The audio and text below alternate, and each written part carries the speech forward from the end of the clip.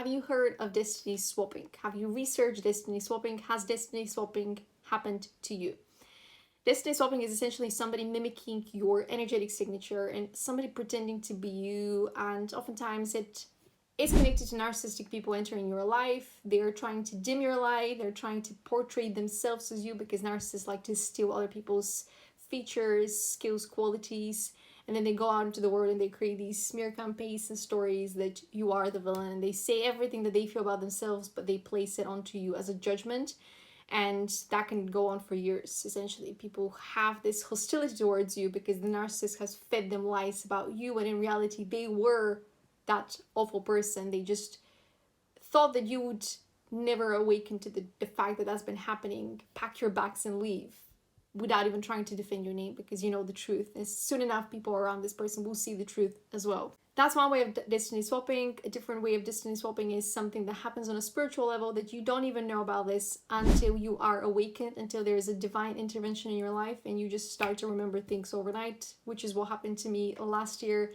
I just started receiving all kinds of downloaded messages into my consciousness. I started receiving guidance as to read this book, watch this, and then that revealed to me assignments that I was here to take and reveal certain pieces of the truth I was here to expose. Modern programming was one of them, but also prophetic dreams. I received information through them. I started developing clairsentience, clairaudience, and all kinds of spiritual psychic gifts to help me reveal what happened to me, not necessarily to bring justice to the people that did things, because to this day I still have, I wouldn't say no idea, but the information that's coming is too complex for me to even attempt to do something on the earthly plane when there is divine justice at play. But the message that is coming through is slightly different. If you've dealt with destiny swapping, the effects are not happening just on the 3D world. So it's not just about you missing opportunities because they're going to somebody else, people not collaborating with you, supporting you, empowering you, connecting you, partnerships that were destined not happening because somebody else hijacked that timeline or that person, and all kinds of things that have implications on the physical realm. We're talking also about you having lost some of the access to yourself when it comes to your own inner guidance and connecting to your higher self, connecting to your soul purpose, to your spirit team, and you completely forgetting about this. Imagine you have been pursuing a career in graphic design and one day you woke up depressed and you didn't know why you were depressed, but you thought, that's it, I'm not going to pursue graphic design, it's not for me. That is one example of how a destiny swap might affect you. Overnight, you just wake up and you lose your passion, your desire for anything and everything, and you just give up because you think that you were wrong, but you completely forget your desire to pursue that. That has been taken away from you while you were sleeping. And connected to the sleeping in the astral realm, astral plane, you also lose some of your abilities while you're dreaming, because when we're dreaming, we're supposed to have the ability to continue our research, to continue to receive information, to continue to keep that communication active, not just for us to be chased and having our teeth fall off in our dreams and so on and so on. This is a disabled access to your higher self in your dreams. In your dreams, you're meant to be going to places where you continue your experience of being yourself while also having that human experience. And sometimes you're also allowed to have rest. While people are hijacking your destiny path, stealing your destiny, swapping your destiny, attempting to do all kinds of things, throwing black magic, spells, whatever it is. When there is manipulation on your life, you might not be able to sleep. You might be having sleepless nights because people are not allowing you to rest. There is some sort of spell that is working against you resting.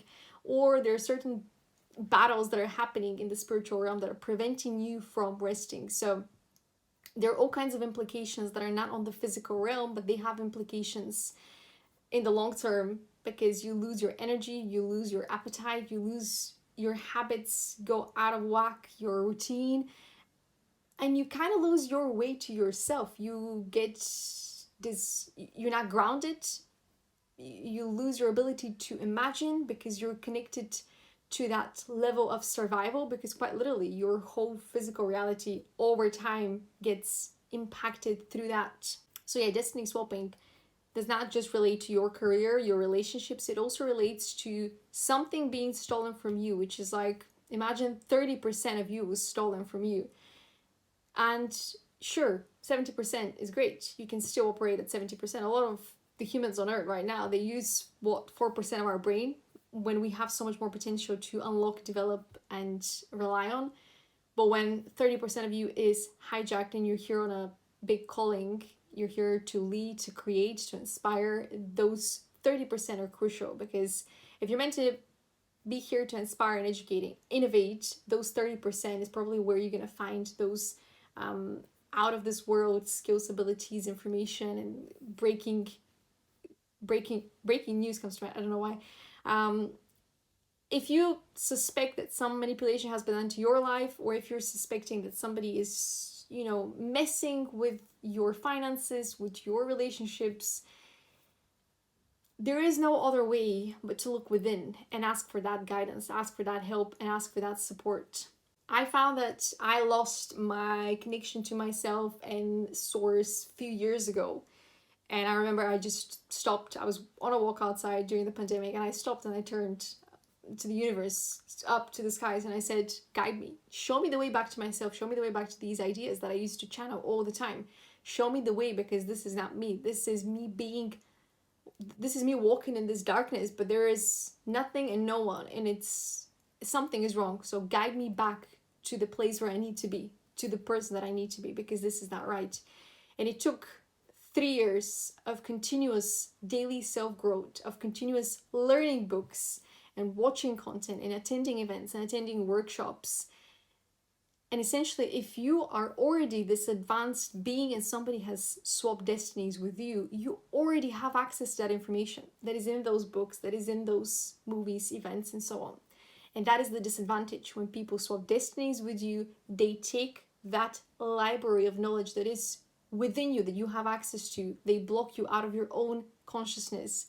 And you have to do the work to recover those pieces the hard way. You have to actually read the books, attend courses, course correct your life, track every single thing, and do it on your own. Which is not to say that, there's something wrong with doing the work. It's more to do with when there is a theft of your identity, you will feel that something's missing. You will feel that something is wrong.